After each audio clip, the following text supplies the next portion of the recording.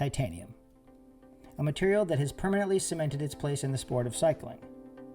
Merlin Metalworks, innovators of the titanium bicycle and builders of this fine example on our stand today. Some of you will be thinking, but why, Justin, is this bike such a striking and lovely color of eggplant and not the normal muted gray that a tie bike traditionally is? Well, this frame, as you saw, designed by the legendary Tom Kellogg, has been painted by the great Joe Bell. And what a paint job that is. Welcome to Vintage Velo Venice, where we're obsessed with everything vintage bicycles. Join me today while I build this frame up with a really solid Dura Ace group set. We'll learn a bit of Merlin's history and about why titanium is such a great material for frames. And then we'll take it for a spin as usual.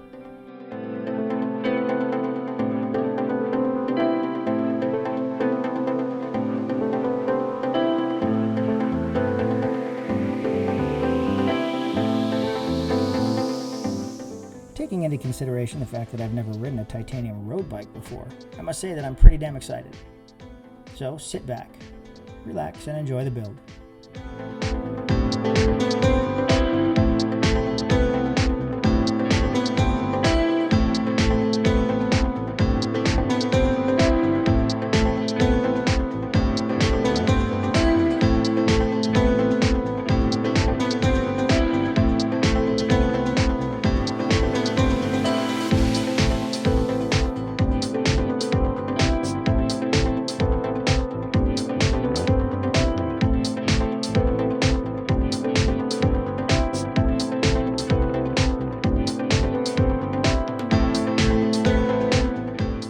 If you're watching this video, then you are either my friend or family member, or you have a genuine interest in vintage bicycles and you're familiar with Merlin.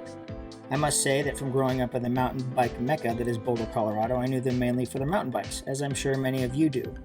But they also produced some really spectacular road bike frames, one of which I'm building today. So, who are Merlin Metalworks? Are they wizards?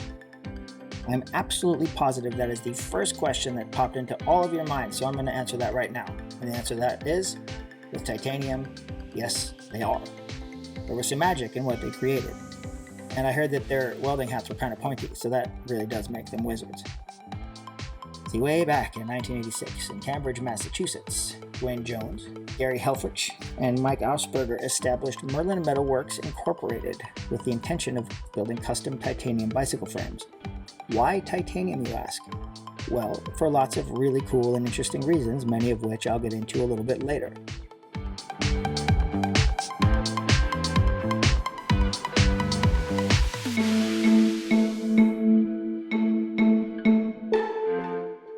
The very first frame they produced was a mountain bike, custom built for Joe Murray, the defending mountain bike world champion. A year after that, the company began a long and fruitful relationship with the legendary frame designer Tom Kellogg. He helped them produce the first road bike to come out of the workshop. It was built with 3-2.5 titanium alloy and was remarkably similar to the frame we have here today. Tom Kellogg is a legend in cycling, whose contributions are still felt today, and in a future build we'll learn more about the man and why he's considered such a master at what he does. I'm going to give you a hint, one word, spectrum. But back to Merlin, and this frame in particular.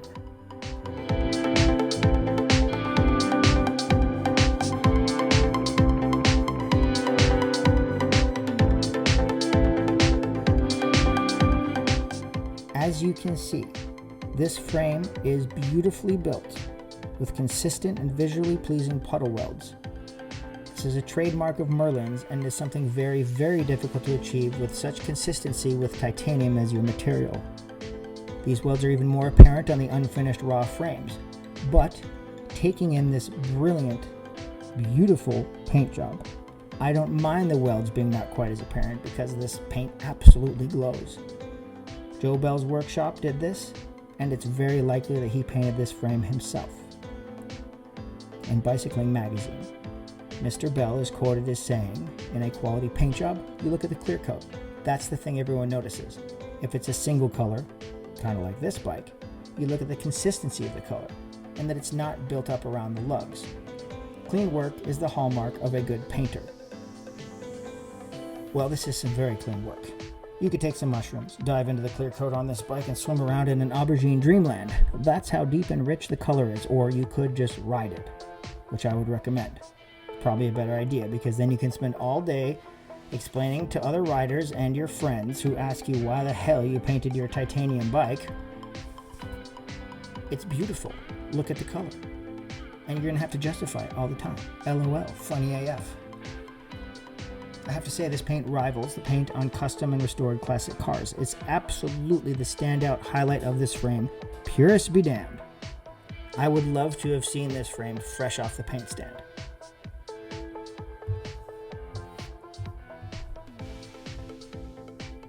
In the early 90s, Merlin went racing with the likes of Lance "I Speak the Truth" Armstrong and the legendary Greg LeMond when, in 1991, his Z-Team raced on prototype extra-light frames.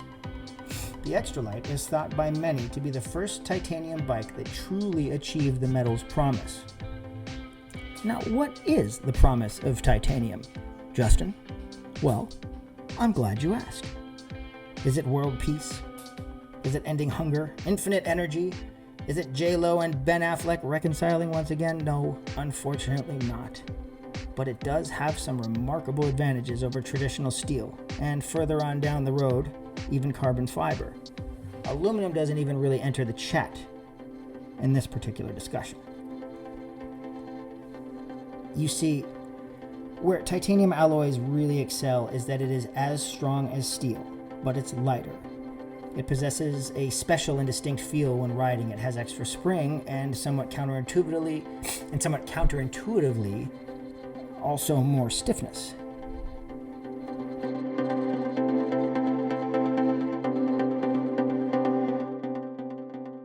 Merlin were pioneers who became masters with titanium. They introduced the first titanium mountain bike, oversized titanium tube sets, S-bend chainstays, and with the extra-light road bike, titanium butted tubing. For a very convenient explanation of butting, check out our last video on the Rally Professional. There's a great explanation there. I personally would like a titanium butt when I'm on an all-day ride. All of this is so amazing because titanium can be more difficult to work with than materials like steel or aluminum. In fact, Lockheed Martin, after buying most of the world's titanium supply from Russia during the Cold War, had to develop an unbelievable amount of new processes to build the groundbreaking SR-71 spy plane. Some of those difficulties apply when building a frame out of titanium. Welding is a more delicate process. The shaping of the tubes and the butting is more difficult. But if, like Merlin, you can master this process, the rewards are truly worthwhile. It's more resistant to corrosion. It's not as brittle as carbon or aluminum, and its useful life is far longer than either of those materials. So if you're in search for a keeper bike, a bike that you'll have for the rest of your life, and a bike that does not need to be the last word and ultimate lightweight, titanium is the material for you. In 1995, Rob Kirsch, seasoned Ride Across America rider, won his third title on an extra-light. In January of 1997, many of the employees, led by Rob Vandermark, one of the first employees of the company, went out on their own, creating 7 cycles. This was a sign of different times, as Merlin would change hands quite a bit over the years, landing as of now in Boulder, Colorado, and making some really beautiful bikes to this day. It may not be the same company that it once was, but it's nice to see the name still out there on some really beautiful bicycles. As far as this bike goes, well, we are just about wrapped up. What we gotta do is throw on some wheels, cable it up, bar tape, the usual, and we're gonna hit the road. So I'll catch up with you in a few, enjoy the rest of this build, and let's see how this beautiful bike rides.